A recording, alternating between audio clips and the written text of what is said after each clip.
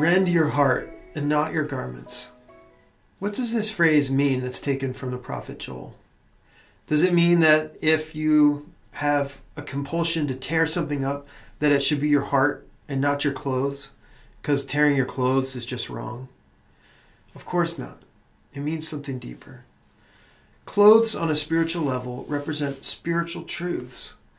Now, all of us have had some struggle in our life where we wanted to tear up our truths, to throw away an ideal because it hurt too much to carry that.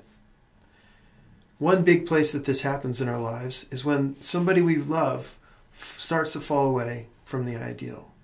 Maybe one of our relatives has been caught cheating on their spouse. In these moments, we can be tempted to throw away our own ideal because it hurts too much to see that person falling away.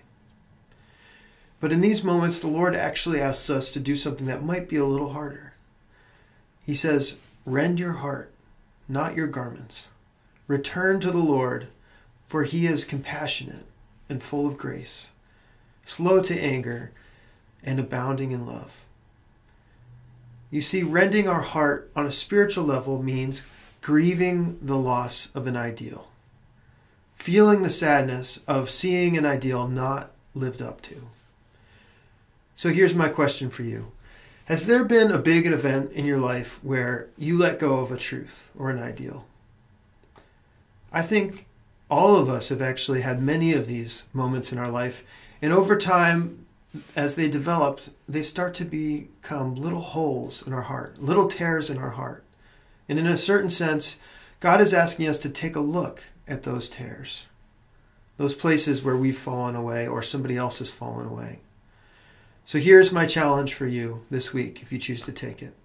Either today or sometime after today, set aside some time to pray to the Lord. Ask him to take you back to a time when you lost an ideal. Where were you? What were the feelings associated with that? What was the message that you took away about living the ideal? Was it that it was impossible to live that ideal? Or it just wasn't for you?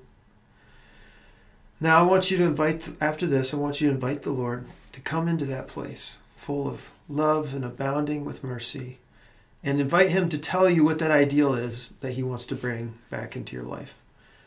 Now I want you to be gentle with yourself in this process, because there can be a lot of sadness involved in looking back at an issue. But at the same time, there can be a great blessing that comes, the blessing of innocence returning in our life. You see, children are full of ideals, full of dreams of what could be in their life. And as life starts to unfold and it doesn't happen exactly the way they thought it should, we can start to fall away from these ideals, from this innocence. But the good news is that the Lord can heal these tears in our heart if we're only willing to turn back to that ideal, to rend our heart